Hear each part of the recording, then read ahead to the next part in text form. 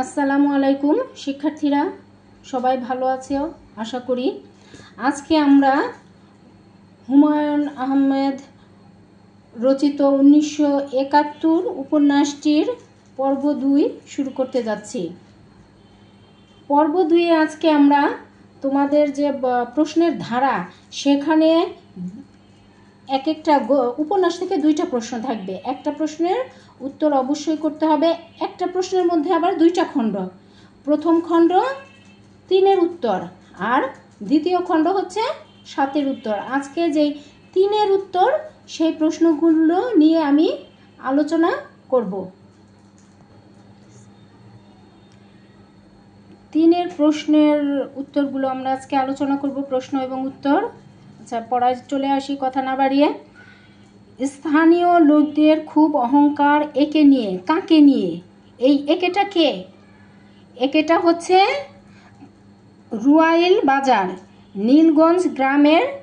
ওই যে প্রথম পাতায় হেডিংয়েই বলা হয়েছে, প্রথম পাতায়, যে এখানকার নীলগঞ্জের সবচেয়ে বড় বাজার হচ্ছে রুয়াইল বাজার।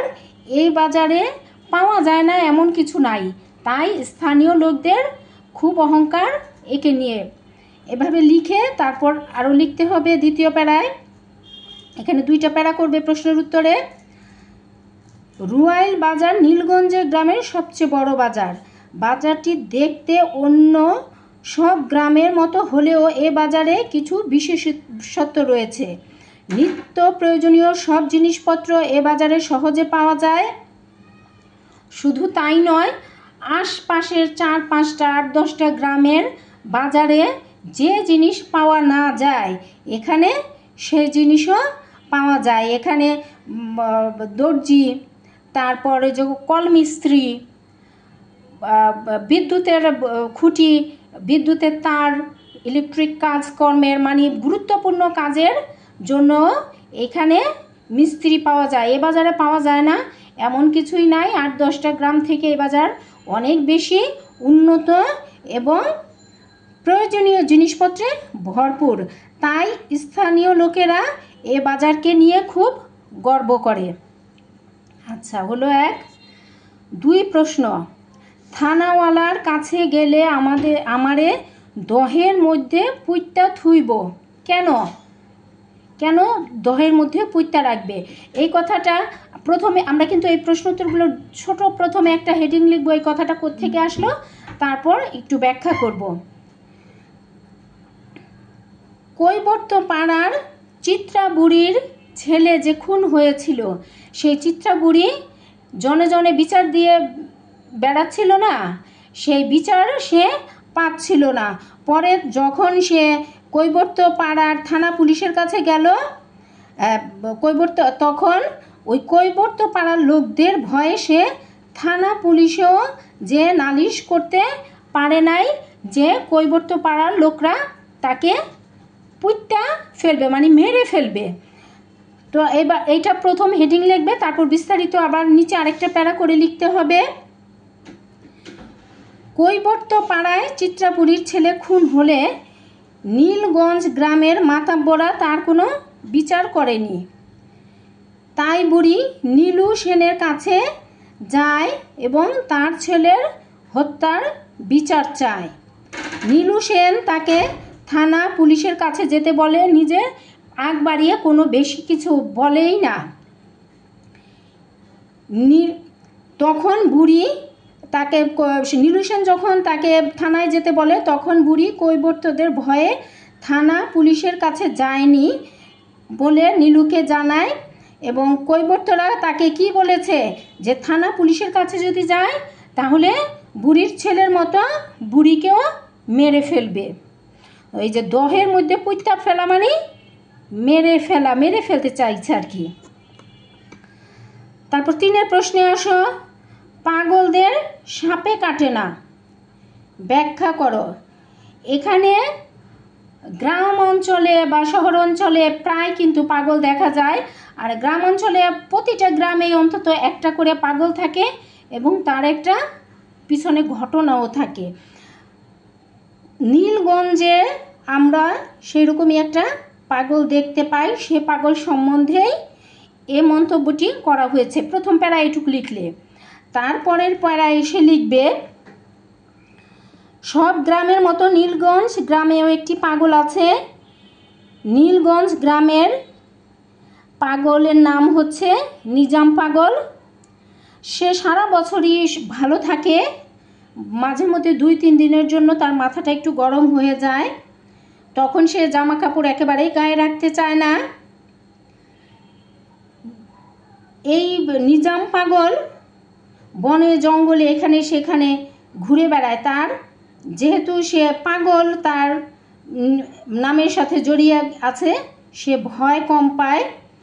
দুপুরের রোদ খুব বেড়ে গেলে নিজাম পাগল মধুবন জঙ্গলে ঢুকে পড়ে। ওই যে জাংলার কথা, এটা মধুবন হচ্ছে জাংলা, যেখানে নীলগঞ্জের জাংলা, যেই জাংলার মধ্যে মিলিটারি করছিল, সন্দেহ প্রকাশ করছিল যে জাংলার মধ্যে মুক্তিযোদ্ধারা লুকিয়ে রয়েছে। তাদের এক কমান্ডোকে, 2জন কমান্ডোকে তুলে নিয়ে গিয়ে সেই মধুবনের কথা বলা হয়েছে। কিন্তু তাকে কখনো কোনো বিপদের সম্মুখীন হতে হয় নাই। তিনি যে যখন তখন, এই নিজাম পাগলা যখন তখন বনে জঙ্গলে ঘুরে বেড়ায়, কখনোই তার বিপদের সম্মুখীন হতে হয়নি।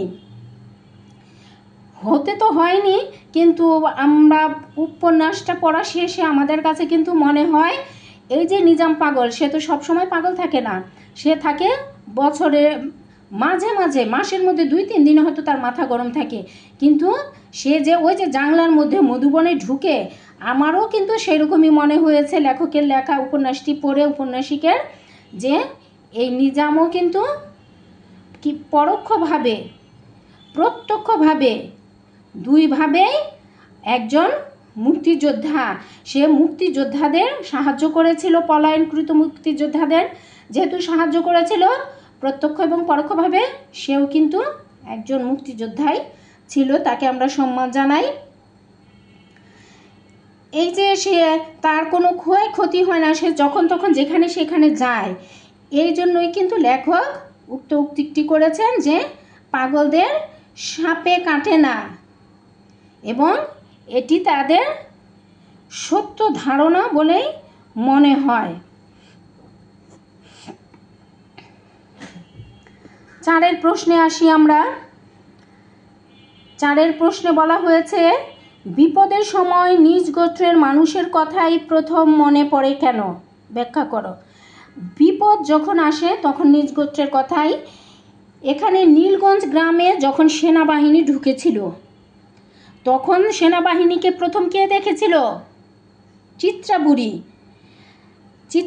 যে বুড়ির ছেলেকে মেরে ফেলেছিল কৈবর্তরা, সেই চিত্রা বুড়ি প্রথম দেখেছিল। দেখো, সে কিন্তু বয়সের ভারে বুড়ো হয়ে গিয়েছে, কিন্তু ছেলের মৃত্যুতে সে প্রায় পাগল হয়ে গিয়েছে। তারপরও সে যখন দেখলো যে গ্রামের একটা বিপদ, সেনাবাহিনী গ্রামে ঢুকছে, তখন তার যে অস্বাভাবিকতা সেটা কিন্তু আর রইল না। সে প্রথমেই এখানে এই কথাগুলোই, তার যে স্বাভাবিক অবস্থার কথাই বোঝানো হয়েছে। তারপরের প্যারায় আমরা লিখব, নীলগঞ্জ গ্রামে যখন সেনাবাহিনী ঢুকছিল, চিত্রা বুড়ির কাছে বিষয়টা স্বাভাবিক মনে হয় নাই। সে গ্রামের আজিজ মাস্টারকে খবর দিতে চায়, আবার ভাবে যে কৈবর্ত পাড়ায়ও খবরটা দেওয়া উচিত। দেখো, যে কৈবর্ত পাড়ার লোক তার ছেলেকে মেরে ফেলছে, তাদের কিন্তু সে খবর দিতে চায় যে এখানে মিলিটারিরা চলে আসছে। আবার আজিজ মাস্টার একজন শিক্ষিত লোক, স্কুলের মাস্টার, তাকেও কিন্তু সে জানাতে চায়। আবার কৈবর্ত পাড়ার যে বিপদ হতে পারে সে কথা সে বুঝতে পেরে, যে এই যে তার ভিতরে যে একটা অনুভূতি, যে মাস্টারকে খবর দিব, কৈবর্ত পাড়ায় খবর দিব, বিপদের দিনে তার নিজ গোত্রের কথাই সবার আগে মনে পড়েছিল না, এজন্যই কিন্তু এখানে বলা হয়েছে, লেখক বলেছেন যে বিপদের সময় নিজ গোত্রের মানুষের কথাই প্রথম মনে পড়ে। এবং এই যে বুড়ি, সে কি বয়সের ভারে একেবারে কি থুরথুরে হয়ে গেছে, কিন্তু তারপরেও দেখো ছেলের মৃত্যুর শোকে সে আতপাগল, তারপর নিজের গোত্রের কথা কিন্তু সে ভোলে নাই। এখানে এই কথাই বোঝাতে চেয়েছেন লেখক। আচ্ছা, 5 প্রশ্ন, এখানে আছেটা কি? নেহায়েতি গণ্ডগ্রাম ব্যাখ্যা করো। এই কথাটি মিলিটারিদের ঢুকতে দেখে ইমাম সাহেব, মসজিদের ইমাম সাহেব এই কথাটি বলেছিলেন, তার মনে এসেছিল। এখানে সে কথাই তুলে ধরা হয়েছে। তারপরের প্যারায় আমরা কিভাবে লিখব? পরের প্যারায় লিখব, নীলগঞ্জ গ্রামে মিলিটারিরা যখন ঢুকছিল ইমাম সাহেব তাদের দেখে খুব অবাক হয়ে যান এবং গ্রামটি, তার মনে হয় অবাক হয় যে এখানে কেন মিলিটারি আসলো। গ্রামটি একটি প্রত্যন্ত অঞ্চলে অবস্থিত, একেবারে গ্রামের ভিতরে, একেবারে গ্রাম অঞ্চল আর কি, যেখানে কি শহরের কোনো চাকচিক্য বা প্রভাব যে গ্রামে একেবারেই নাই। সহজ সরল সাধারণ মানুষের জীবনযাপন, বসবাস এই নীলগঞ্জে। তখন ওই ইমাম সাহেব ভাবতে থাকেন যে এই গ্রামের মানুষ এত সহজ সরল এবং নিম্নমানের জীবনযাপন করে, এখানে ছেলেমেয়েরা মসজিদে আসে না, বড়রাও সেরকম নামাজে আসে না, খুব কম আসে, স্কুলে পড়াশোনা তো করে না বললেই চলে, তাদের কাছে ওই সভ্যতা বা বড় হওয়ার যে আকাঙ্ক্ষা ইচ্ছা সেগুলো তাদের কাছে পৌঁছায়নি, একেবারেই গণ্ডগ্রাম। তাই ইমাম সাহেব এই মিলিটারিতে ঢুকতে দেখে ভাবেন যে নান্দাইল রোডে মিলিটারি আসে নাই। নান্দাইল রোড মানে ওই নীলগঞ্জের পাশেই একটা বড় রোড। তারপর সোহাগীতেও মিলিটারি আসে নাই, তাই এই হতদরিদ্র গ্রামে আসার সম্ভাবনাও নাই। ইমাম সাহেব ভেবেছিলেন এই মিলিটারিরা এই নীলগঞ্জ পার হচ্ছে, কোথাও না অন্য কোথাও হয়তো যাচ্ছে, এই নীলগঞ্জ তারা পার হচ্ছে। তাই ইমাম সাহেবের এমন কথাটা মনে হয়েছিল যে এখানে আছেটা কি? নেহায়েতি গণ্ডগ্রাম।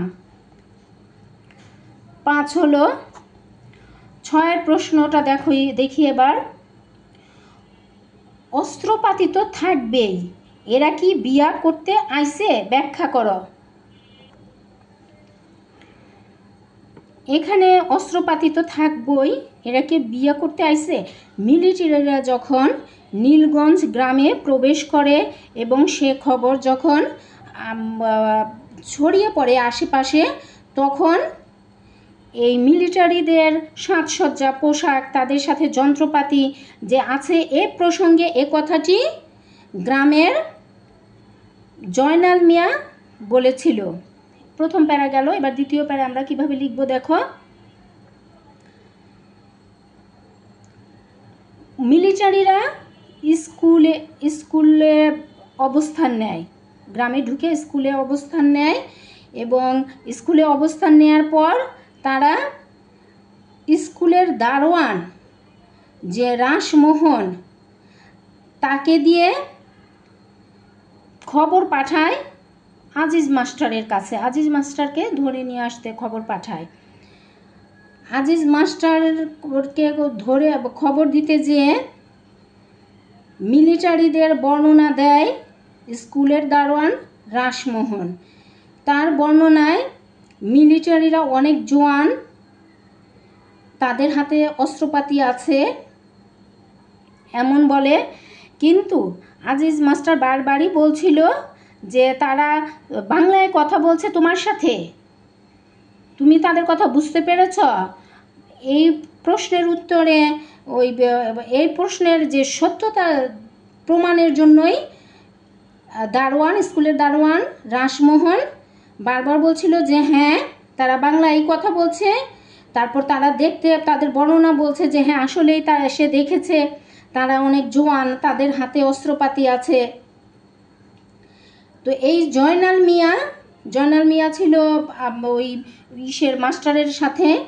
জয়নাল মিয়া রাসমোহনের কাছে মিলিটারির বর্ণনা শুনে তার উপর বিরক্ত হয়ে বলেন, কার উপর বিরক্ত হন?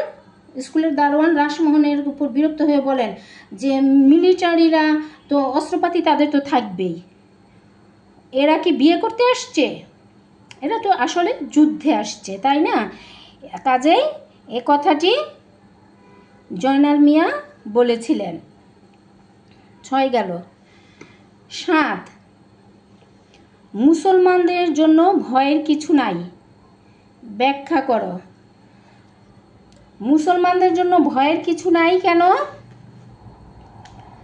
এই কথাটা বলেছিল জয়নাল মিয়া। জয়নাল মিয়ার বাড়িতে যখন বদিউজ্জামান, গ্রামে মিলিটারি আসছে শুনে বদিউজ্জামান জয়নাল মিয়ার বাড়িতে গিয়েছিল যে মিলিটারি যখন আসছে তাহলে গ্রামের বৌঝি মেয়েদের একটু সরিয়ে ফেলা উচিত, গ্রাম থেকে অন্যত্র দূরে সরিয়ে ফেলা উচিত। তখন কিন্তু সেই প্রসঙ্গে কিন্তু বদিউজ্জামানের এই কথার প্রেক্ষিতে কিন্তু জয়নাল মিয়া উক্ত উক্তিটি করেছিল। আচ্ছা, এটা প্রথম প্যারা গেল। আমরা দ্বিতীয় প্যারা কীভাবে গুছিয়ে লিখব? বদিউজ্জামান গ্রামে মিলিটারি এসেছে শুনে সর্বনাশ বলে বসে পড়ে এবং জয়নাল মিয়ার কাছে পরামর্শের জন্য যায় যে গ্রামের বৌঝিদের সরিয়ে ফেলা দরকার, ছোট বাচ্চা কাচ্চা এদের সরিয়ে ফেলা দরকার, টাকা পয়সা যার যাই যতটুকু সামর্থ্য আছে এগুলো সরিয়ে ফেলা দরকার। কারণ বদিউজ্জামান শুনেছে যে এই যে মিলিটারিরা এরা কি করে, গ্রামে আগুন ধরিয়ে দেয়, তারপর নানান রকম গ্রামের মানুষজনের নানা ক্ষয়ক্ষতি করে। কিন্তু জয়নাল মিয়া কিন্তু বদিউজ্জামানের কথায় একটু বিরক্ত হয় এবং বলে যে সর্বনাশের কিছুই নাই, পাকিস্তানি বাহিনী মুসলমানদের কিছুই করে না, শুধু 4 কালিমা জিজ্ঞেস করে, তবে পাক্কা মুসলমান হওয়া লাগে। লোকে মুখে শুনে বদিউজ্জামানকে বলে যে মুসলমানের জন্য ভয়ের কিছুই নাই। এই যে কথাটা বলে এই কথাটাও কিন্তু জয়নাল মিয়া লোকমুখে শুনেই বলেছে। তাই আমরা দেখি যে বলে যে মুসলমানের জন্য ভয়ের কিছুই নাই, মিলিটারিরা মুসলমানদের কিছুই বলে না। আলোচ্য প্রশ্নে এই উক্তিটি করা হয়েছে। তারপর বলছে আমরা কাঠুরে নই, আমরা সৈনিক, ব্যাখ্যা করো। এখানে মেজর এজাজের এই উক্তিটি পাকিস্তানি মেজর এজাজ, কমান্ডার এজাজ, পাকিস্তানি মিলিটারিদের কমান্ডার হচ্ছেন মেজর এজাজ। তিনি শুনেন যে ওই কোথায় নাকি মুক্তিবাহিনীকে কুড়াল দিয়ে কুপিয়ে হত্যা করা হয়েছে, 2 জন মুক্তিবাহিনীকে। এ কথা মেজর এজাজ শোনার পরে তিনি এই উক্তিটি করেন। প্রথম প্যারা গেল। এবার দ্বিতীয় প্যারা দেখো আমরা কি পড়ি। নীলগঞ্জ গ্রামে যখন মিলিটারিরা প্রবেশ করে তখন মিলিটারিদের যে কমান্ডার ছিলেন তার নাম মেজর এজাজ। তার ধারা বর্ণনায় এই উক্তিটি উঠে এসেছে ধারাভাষ্যে। পাকিস্তানি মিলিটারির নামে আজগুবি সব কথা চারিদিকে রটছে, সেটা মেজর এজাজের কানে আসে। পাকিস্তানি বাহিনী বলছে যে আর কি মিলিটারিরা 2 জন মুক্তিবাহিনীকে কোথাও যেন কুড়াল দিয়ে কুপিয়ে হত্যা করেছে। সে আজিজ মাস্টারকে বলে আমরা কাঠুরে হলে সেটা করতাম, কিন্তু আমরা তো সৈনিক, আমরা লোক মারি গুলি করে, কুড়াল দিয়ে নয়।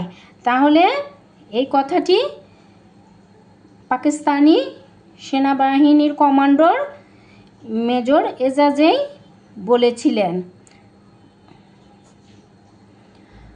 9 প্রশ্ন দেখো, নীলগঞ্জে এরকম ভাগ্য কয় জনের আছে বুঝিয়ে বলো। নীলগঞ্জে বসবাসরত সবাই খুব সহজ সরল জীবনযাপন করত। নীলগঞ্জের বয়স্ক ব্যক্তি, যিনি বয়সের জন্য চোখের আলো যার চলে গেছে, চোখে দেখেন না, সেই মীর আলী, আমরা উপন্যাসের শুরুতে যার সাথে পরিচিত হই, সেই মীর আলীর কথাটা এখানে লেখক তুলে ধরেছেন। মীর আলীর ছেলে হচ্ছে বদিউজ্জামান, তার ছেলের বউ অনুফা, তার প্রসঙ্গেই উক্তিটি করা হয়েছে। মীর আলী হঠাৎই তার মনে হয়, তিনি ভাবেন তার ছেলের বউ অনুফা খুব ভাগ্যবতী। অনুফার বিয়ের আগে, অনুফা মানে মীর আলীর ছেলে বদিউজ্জামানের সাথে বিয়ে হয়ে এ বাড়িতে আসার পর থেকে তাদের আর আগের মতো কষ্ট হয় নাই। অর্থাৎ অনুফার বিয়ের আগে তাদের মীর আলীদের পরিবারে খুব অনটন না খেয়ে থাকতে হতো, এমন কষ্ট ছিল। অনুফা এ বাড়িতে, শ্বশুর বাড়িতে আর কি, মীর আলীর বাড়িতে ছেলের বউ হয়ে আসার পর তারা এক বেলাও না খেয়ে থাকেনি। তাই তিনি মনে মনে ভাবেন এবং খুশি হন, খুবই খুশি হন যে তার ছেলের বউর ভাগ্য খুবই ভালো ভাগ্য। তার ছেলের বউ এ বাড়িতে বউ হয়ে আসার পর ছেলের ব্যবসাপাতিও বেশ ভালো হয়েছে। সে রুয়াইল বাজারে বেশ বড় একটা দোকান দিয়েছে। তাই মনে মনে অত্যন্ত খুশি হয়ে তিনি কথা ভাবেন যে নীলগঞ্জে এরকম ভাগ্য কয়জনের আছে তার ছেলের বউ অনুফার মতো। আচ্ছা, এবার 10 নম্বর প্রশ্নে আসি আমরা। আমি নিষ্ঠুরতার একটা নমুনা দেখাতে চাই। এ প্রশ্নটি, নিষ্ঠুরতা, এই যে পাকিস্তানি বাহিনীর কমান্ডার মেজর এজাজের এ কথাটি, মেজর এজাজ এই কথাটি বলেছিলেন। এ কথাটা বলার পর আসো আমরা দ্বিতীয় প্যারায় কীভাবে লিখব দেখি। মেজর এজাজ নীলগঞ্জে গ্রামে ঢুকে কমান্ডার, যে তিনি যে একজন কমান্ডার বাহিনীর নেতা, তিনি যে একজন মেজর, সে কথা জনমনে তুলে ধরার জন্য, মানুষকে ভয় দেখানোর জন্য, মানুষ যাতে তাকে কি ভয় পায়, এজন্যই কিন্তু উক্তিটি করেছে। মেজর এজাজ নীলগঞ্জ গ্রামে নিষ্ঠুরতার নমুনা দেখাতে চেয়েছিল। তাই সে মনার 11 বছরের ভাইকে কি করে, মনার সাথে মেরে ফেলে। এই মনা ছিল যে ওই যে বুড়ি, চিত্রাবুড়ির ছেলেকে যে মেরেছিল তার নাম ছিল মনা, কিন্তু মেরেছিল কিন্তু মনা।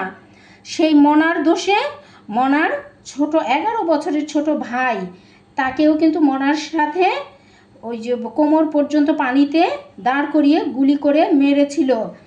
এবং আজিজ মাস্টার ও ইমাম সাহেবকে এই নির্মম দৃশ্য দেখিয়েছিল যাতে তারা ভয় পায় এবং মুক্তিযোদ্ধাদের কথা তাড়াতাড়ি মেজর এজাজকে বলে দেয়।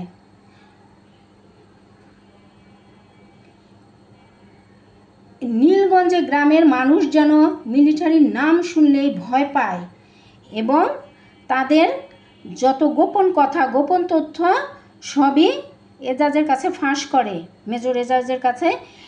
এই জন্যই তিনি নির্মমতার নিষ্ঠুর একটা নমুনা দেখাতে চাই এই উক্তিটি করেছিলেন। প্রশ্ন 11, অত্যাচারী রাজারা ইতিহাসে বীরশ্রেষ্ঠ হিসেবে সম্মানিত হন, ব্যাখ্যা করো। উক্তিটি মেজর এজাজ পাকিস্তানি মিলিটারিদের কমান্ডার মেজর এজাজ তার নিষ্ঠুর কর্মকাণ্ডের যৌক্তিকতা উপস্থাপন করার জন্য তার সহযোগী রফিককে কথা বলেছিল। মেজর এজাজ, এটা প্রথম প্যারায়, দ্বিতীয় প্যারায় আমরা লিখব মেজর এজাজ তার যে ওই যে নির্মম নিষ্ঠুর অত্যাচার, হত্যাকাণ্ড, হত্যাযজ্ঞ এগুলো নীলগঞ্জে এসে ঢুকেই শুরু করেছিল। তার সবার প্রথম শিকার হচ্ছে মসজিদের ইমাম সাহেব ও স্কুলের মাস্টার হাজিজ মাস্টার। তারপর ওই যে মনার ছোট ভাই, সে এভাবে একটার পর একটা নিষ্ঠুরতার নমুনা দেখাতে শুরু করেছিল। মেজর এজাজ তার এই অত্যাচারের কথা বলে যে মানুষের এই অত্যাচারের কথা কেউ মনে রাখে না। উদাহরণ হিসেবে সে বলে যে আলেকজান্ডারের নৃশংসতার কথা কেউ মনে রাখেনি। কি মনে রেখেছে? আলেকজান্ডারের বীরত্বের কথাই এখন পর্যন্ত মানুষ তার গুণকীর্তন করে, বীরত্বের কথাই বলে বেড়ায়। তাই ইতিহাসে সবাই তাকে আলেকজান্ডার দি গ্রেট হিসেবে জানে। এই যে মেজর এজাজ যে কুকর্ম করছে, মানুষ মারছে, মানুষ হত্যা করছে, এগুলোকে ঢাকার জন্য সে বলে যে একদিন মানুষ তাকেও শ্রদ্ধা ভরে স্মরণ করবে। এই যে সে মারছে এগুলো কেউই মনে রাখবে না। আচ্ছা, তারপর 12 নাম্বার, মানুষকে ভয় পাইয়ে দেবার একটা আলাদা আনন্দ আছে, বুঝিয়ে বলো। পাকিস্তানি বাহিনীর যখন নীলগঞ্জ গ্রামে ঢুকে তখন মানুষ আতঙ্কে ভয়ে সংকুচিত হয়ে যায়। তাদের ভয়ে কেউ ঘর থেকে বাইরে বের হওয়ার সুযোগ পায় না। চারিদিক চুপচাপ সুনসান হয়ে পড়ে। গ্রামে কোনো লোকজন আছে এমন সারা শব্দ পর্যন্ত পাওয়া যায় না। এর মধ্যে প্রকৃতিও যেন কি সোচ্চার হয়ে ওঠে এই পাকিস্তানি হানাদার মিলিটারিদের বিরুদ্ধে। চারিদিকে শুরু হয় প্রচণ্ড ঝড় বৃষ্টি, এক নাগার অনেক বৃষ্টি আর ঝড়। কোথাও কোনো মানুষজন তো এমনিতেই সারা শব্দ নেই, ঝড় বৃষ্টিতে যেন আরও কোনো সারা শব্দ একেবারেই নেই। গ্রামের মানুষের ভয় পাওয়ার বিষয়টি মেজর এজাজ খুব উপভোগ করে। এই যে শুনশান নীরবতা, ভয়, এটা মেজর এজাজের কাছে খুব ভালো লাগে। তাই উপহাস করে মেজর এজাজ বলে, মানুষকে ভয় পাইয়ে দেওয়ার মধ্যে একটা আলাদা আনন্দ আছে।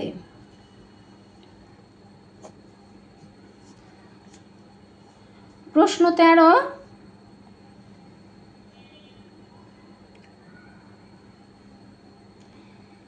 ও মিলিটারি আসায় অত্যন্ত খুশি হয়েছে, ব্যাখ্যা করো। এখানে ও বলতে নিজাম পাগলার কথা বলা হয়েছে। প্রচণ্ড ঝড় বৃষ্টির মধ্যে নিজাম পাগলা এই ঝড় বৃষ্টিকে উপেক্ষা করে জাংলার মধ্যে মধুবনে ঢুকছিল। তখন মিলিটারিদের যে কমান্ডার মেজর এজাজ, সে ওই ছুটে যাওয়া ঝড়ের মধ্যে জাংলার মধ্যে ছুটে যাওয়া লোকের পরিচয় জানতে চাওয়ায় তখন ওই রফিক, তার সহযোগী রফিক কিন্তু একথা বলেছিল যে সে হচ্ছে পাগল, ও পাগলের তো কোনো ভয় ডর নাই, ও মিলিটারি আসায় খুব খুশি হয়েছে। মেজর এজাজ কিন্তু নিজাম পাগলাকে সন্দেহ করে। মেজর ভাবে সে জাংলার মাঠে গিয়ে মুক্তি বাহিনীকে খবর দেয়। রফিক তার সন্দেহ দূর করার জন্য বলে, না, নিজাম হচ্ছে পাগল। রফিকের সাথে তার কথা হয়েছে। তার মতে মিলিটারি আসলে সাধারণ মানুষের মনে ভয় সৃষ্টি হয়, কিন্তু নিজাম পাগল অত্যন্ত খুশি হয়েছে। এই যুক্তিটি দিয়ে তিনি মেজরের কাছে নিজামেরকে পাগল বলে প্রমাণ করেন। আসলে কি নিজাম পাগল? প্রত্যক্ষ এবং পরোক্ষভাবে ছিলেন একজন মুক্তিযোদ্ধা। তারপর 14 নম্বরে দেখো, মানুষকে এভাবে লজ্জা দেওয়ার কোনো অর্থ হয় না, ব্যাখ্যা করো। এই আলোচ্য উক্তিটি রফিক কমান্ডার মেজর এজাজের সহযোগী রফিকের মুখ থেকে হয়েছে। তারপর দেখো আমরা কিভাবে গুছিয়ে লিখব। প্রথম প্যারা গেল,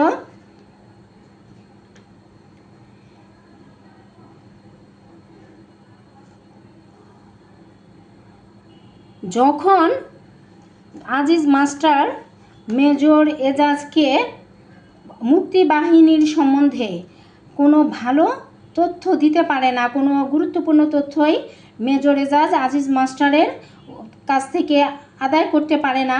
আসলে আজিজ মাস্টার হচ্ছেন গ্রামের বাইরের লোক, মসজিদের ইমাম, স্কুলের শিক্ষক, এরা তো বাইরে থেকে নিয়োগ প্রাপ্ত হয়ে আসে, এরা তো গ্রামের কেউ না।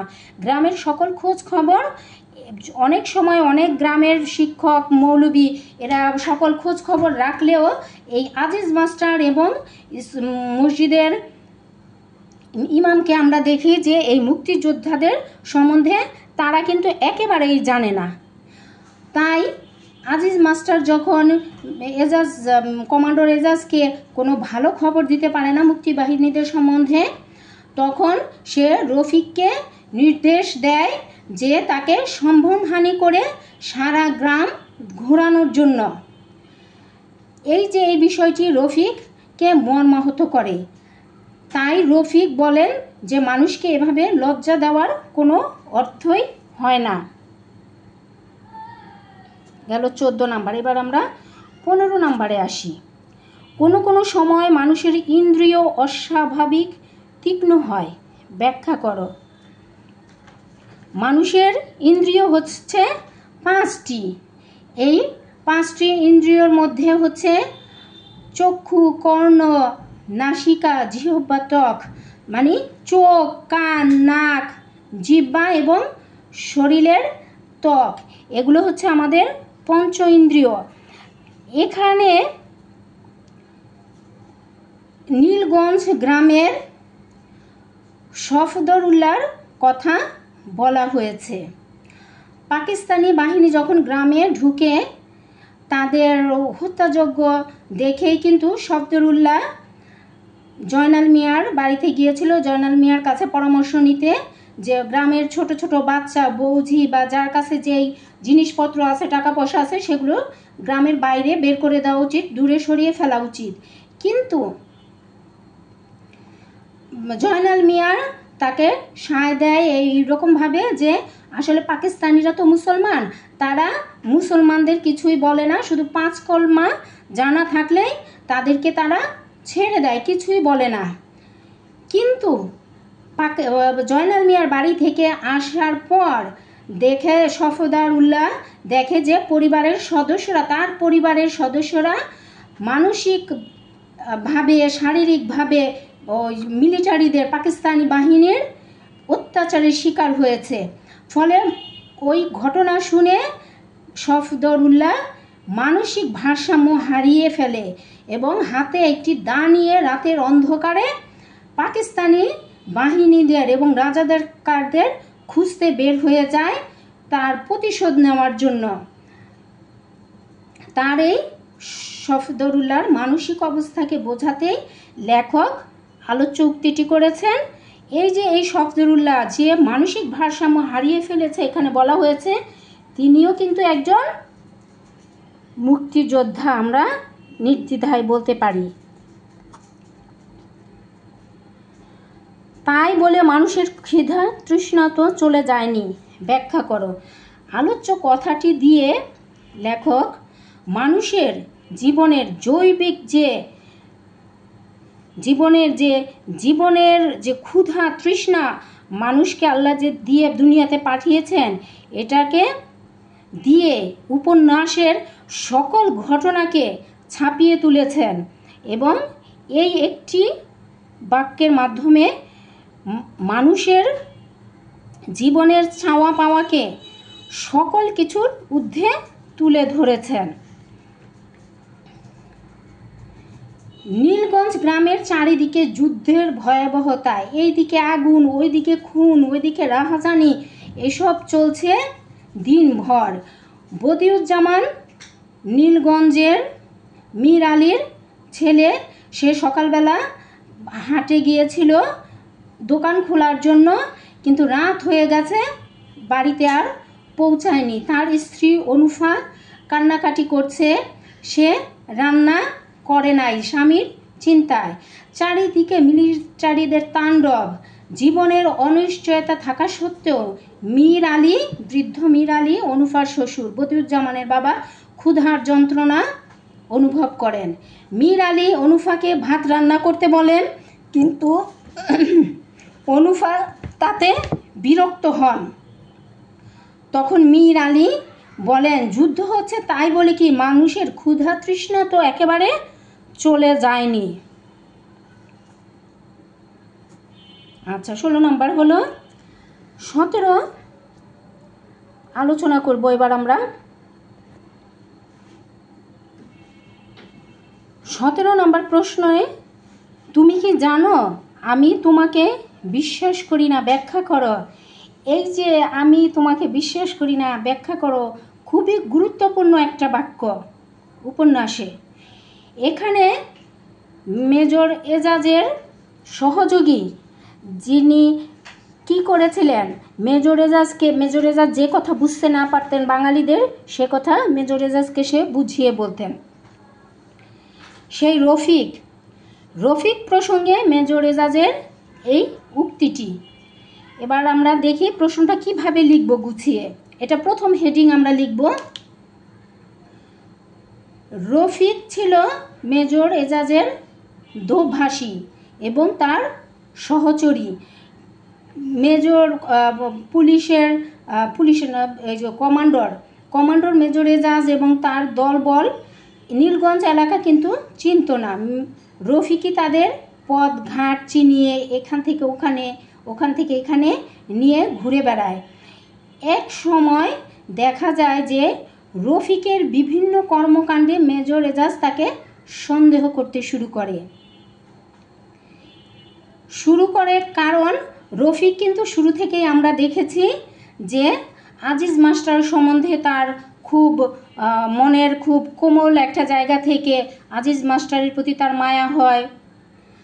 তারপর গ্রামের সকল কিছুতেই রফিকের যেন কেমন একটা মায়া, আর মুক্তিযোদ্ধাদের প্রতি, গ্রামের সকল মানুষের প্রতি তার মেজর এজাজের দৃষ্টিকে সে একটু সরিয়ে ঘুরিয়ে এড়িয়ে দিতে চাচ্ছে।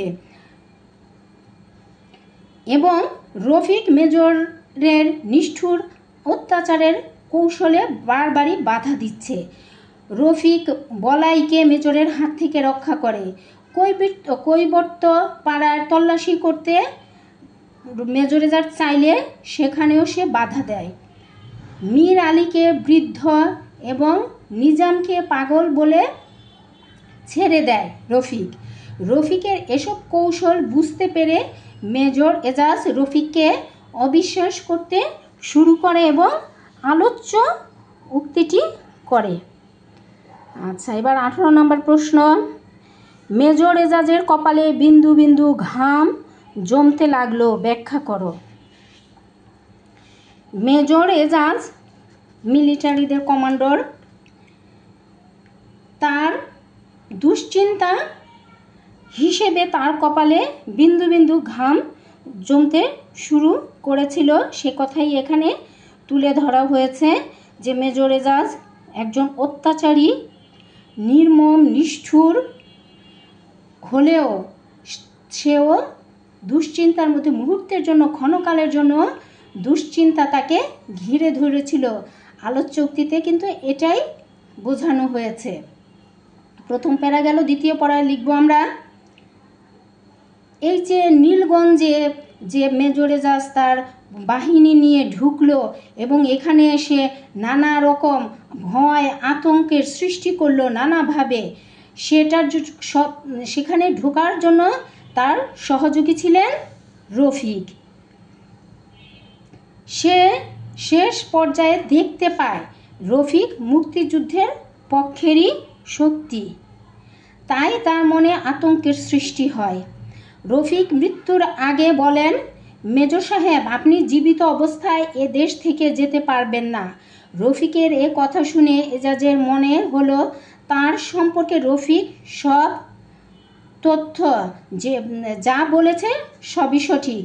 তার জীবন অনিশ্চয়তার মধ্যে পড়ে যাচ্ছে, তাই তার কপালে বিন্দু বিন্দু ঘাম জমতে শুরু করে। 19 নম্বর প্রশ্নে আসি আমরা। মীর আলীকে মেজর এজাজ কেন সালাম দিয়েছিল, ব্যাখ্যা করো। এখানে মীর আলী হচ্ছে, আমরা উপন্যাসের শুরুতেই এই মীর আলী চরিত্রের সাথে পরিচিত হই। এই মীর আলীকে দেখে নিজের অন্ধ বাবার কথা মনে পড়ায় তাকে মেজর এজাজ সালাম দিয়েছিল। আচ্ছা, তারপর আমরা ভিতরে দেখো, প্রথম প্যারা গেল, দ্বিতীয় পাড়ায় কীভাবে লিখব। 1971 উপন্যাসে নীলগঞ্জ গ্রামে যে পাকিস্তানি মিলিটারিদের দল এসে ক্যাম্প করেছে এবং তাদের কমান্ডার হলো মেজর এজাজ। সে একদিন তার সহচর বাঙালি যুবক রফিককে নিয়ে গ্রামে ঘুরতে বের হয়। সে সরজমিনে সব কিছু পর্যবেক্ষণ করতে চায়। পথের মধ্যে বৃদ্ধ মীর আলীর বাড়ির সামনে দিয়ে যাওয়ার সময় মীর আলী পায়ের শব্দ শুনে বাড়ির বাইরে দিয়ে হেঁটে যাওয়া মেজর এজাজ এবং রফিককে প্রশ্ন করে ওঠে, কে যায় বলে। এবং মীর আলী তখন বাড়ির বাইরে টুলের উপর বসেছিল। রফিকের মাধ্যমে মেজর এজাজ জানতে পারে যে লোকটি অন্ধ। বাড়ির বাইরে বসা অন্ধ বৃদ্ধ লোকটিকে বসে থাকতে দেখে মেজর এজাজের তার বাবার কথা মনে পড়ে। রেশোবা গ্রামে তার বাবা ও একজন বৃদ্ধ এমনিভাবে বাড়ির বাইরে বসে থাকে। সে কথা মনে হতেই মেজর এজাজ মীর আলীকে সালাম দেয়। বদিউজ্জামান কাদের ভয়ে এবং কোথায় লুকিয়ে ছিল, ব্যাখ্যা করো। বদিউজ্জামান হচ্ছে মীর আলীর ছেলে। বদিউজ্জামান মিলিটারিদের ভয়ে জাংলা মাঠের ভিতর একটি বড় গর্তে কোমর পানিতে লুকিয়েছিল। আচ্ছা, তারপরের প্যারায় আমরা লিখব, দেখো। নীলগঞ্জ গ্রামে মিলিটারিদের আগমনের পর একেবারেই শান্ত নীরব হয়ে যায় নীলগঞ্জ গ্রামের চেহারা। গ্রামের প্রায় সকলেই কৃষিকাজ করলেও বদিউজ্জামান মধুবন বাজারে মণিহারির দোকান করে। সে প্রতিদিন সকালে বাড়ি থেকে বের হয়ে দোকানদারি শেষে সন্ধ্যায় দীর্ঘ পথ পাড়ি দিয়ে বাড়িতে আসে। মিলিটারি দল আসতে দেখে পথিমধ্যে সে থমকে দাঁড়ায়। মিলিটারিদের খবর শুনেও কিন্তু বদিউজ্জামান মনে করে যে না, তার দোকানে যাওয়া উচিত, প্রয়োজন আছে, এই ভেবে সে দোকান অভিমুখে আরও কিছুটা এগিয়ে যায়। কিন্তু আরও কিছুটা এগিয়ে যাওয়ার পর তার হঠাৎ মনে হয় যে না, আজকে আর দোকানে যাওয়া উচিত নয়, তার বাড়িতে ফেরা উচিত। সে মধুবন বাজারে যাওয়ার জন্য রওনা দিয়েও আবার বাড়ির পথ ধরে। মিলিটারির কবল থেকে বাঁচতে সে বাড়িতে যাওয়ার পথে দেখে যে জাংলার পাশ দিয়ে তার বাড়িতে যেতে হয়। দেখে যে সে যেই পথ দিয়ে যাবে সেই পথের চারদিক মিলিটারিরা ঘিরে রেখেছে। তখন সে কোনো কিছু উপায়ন্তর না দেখে জাংলার মধ্যে লুকিয়ে পড়ে এবং একটি বড় গর্তে কোমর পানিতে লুকিয়ে থাকে। কাশি আসতে চাইলেও সে প্রাণপণে ঠেকিয়ে রাখে। শেয়াল দেখতে ভয় পায়, পচা গন্ধ আসে পানি থেকে, তবুও ঝোপের আড়ালে লুকিয়ে থাকে সে। নীলগঞ্জ থেকে আসা গুলির শব্দ শুনতে পায়। দীর্ঘ সময় ধরে এভাবেই সে পানিতে লুকিয়েছিল মিলিটারিদের ভয়ে। আচ্ছা, 21 নম্বর প্রশ্ন। খুনের বিচার করতে মেজর এজাজ এতটা আগ্রহী হয়েছিল কেন, ব্যাখ্যা করো। মেজর এজাজ নিজেকে ন্যায় বিচারক হিসেবে দেখানোর পাশাপাশি গ্রামবাসীর মাঝে আতঙ্ক ছড়িয়ে দেওয়ার জন্যই খুনের বিচার করতে খুব বেশি আগ্রহী হয়েছিল। 1971 নামক উপন্যাসে নীলগঞ্জ গ্রামে মিলিটারি প্রবেশ করার পর স্থানীয় মসজিদের ইমাম স্কুল মাস্টারকে ডেকে এনে নির্যাতন করে মেজর এজাজ এবং স্কুল ঘরে তাদের আটকে রাখে। তার প্রথম উদ্দেশ্য ছিল যে কোনো উপায়ে গ্রামের মানুষকে ভয় পাইয়ে দেওয়া। এ কাজে সে সামনে নিয়ে আসে মুক্তিবাহিনীর হাতে তার বন্ধু মেজর বখতিয়ারের বন্দী হওয়ার কাহিনী। তার সাথে নীলগঞ্জ গ্রামের মানুষের কোনো সম্পর্ক নেই। তখনই তার সামনে এসে যায় চিত্রাবুড়ির ছেলের হত্যা প্রসঙ্গটি। কৈবর্ত পাড়ার ঘটনায় অন্যরা সাধারণত নাক গলায় না, কিন্তু মেজর এজাজ নিজেকে ন্যায় বিচারক হিসেবে দেখাতে এবং খুনের দায়ে মনা কৈবর্তকে মনা কৈবর্ত এবং তার ছোট ভাইকে নির্মমভাবে প্রকাশ্যে দিবালোকে গুলি করে হত্যা করেছিল গ্রামবাসীর মনে ভয় ঢুকিয়ে দেবার জন্য।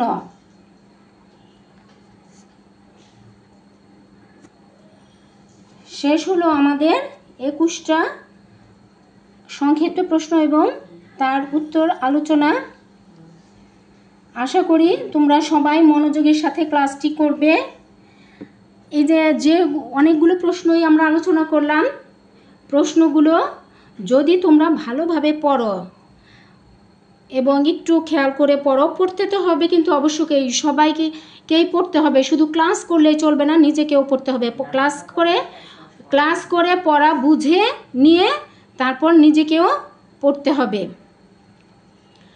সবাই সুন্দরভাবে, সামনে পরীক্ষা তোমাদের টেস্ট পরীক্ষা, সবাই সুন্দরভাবে প্রস্তুতি নাও। আশা করি সবাই অনেকটা প্রস্তুতি নিয়েও রেখেছ। সবাই ভালো থেকো, সুস্থ থেকো, সহজে পড়াশিখির সাথে থেকো। সহজে পড়াশিখিকে সাবস্ক্রাইব করো, বন্ধুদের শেয়ার করো। আর তোমাদের কোনো কিছুতে কোনো জানার থাকলে অবশ্যই তোমরা কমেন্টে জানিও। সকলকে ধন্যবাদ। আসসালামু আলাইকুম।